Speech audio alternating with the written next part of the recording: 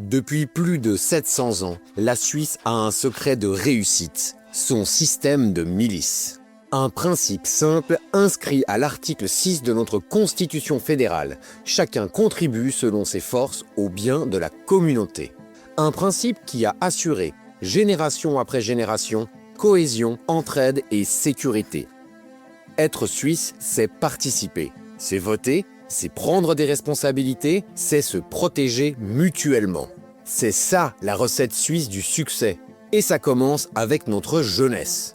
Mais si on regarde tous les jeunes âgés de 20 ans en Suisse, seul 1 sur 3 effectue aujourd'hui un service à la collectivité. 1 sur 5 dans l'armée, principalement les jeunes hommes suisses. Alors, les jeunes ne veulent-ils plus s'engager et contribuer au succès de la Suisse? Nous pensons que non. Les jeunes veulent s'engager, ils veulent contribuer, ils veulent se sentir utiles.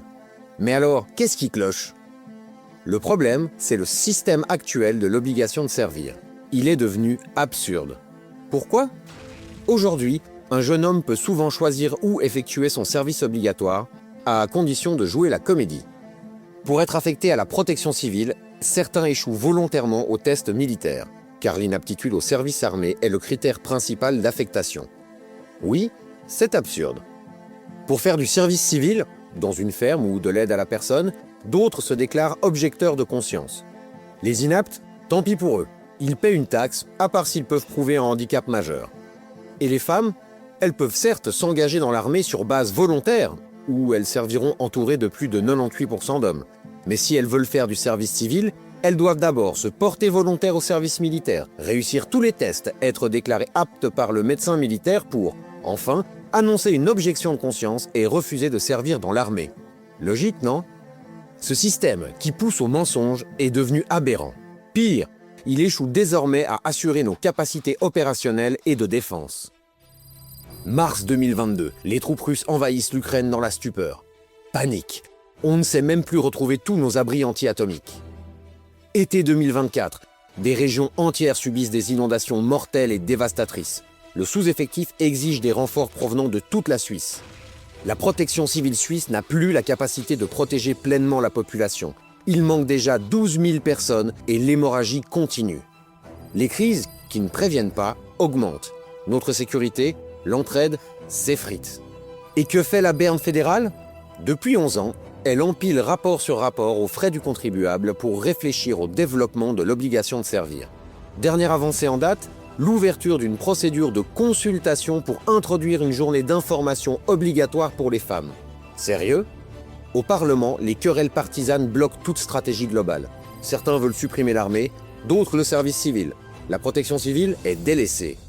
C'est pourquoi nous, citoyennes et citoyens, avons décidé de prendre nos responsabilités avec un comité transpartisan et des personnalités de premier plan avec l'initiative Service citoyen.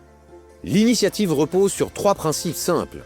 1. Garantir d'abord la sécurité militaire et civile. Pour la première fois, les effectifs de l'armée et de la protection civile sont garantis dans la Constitution.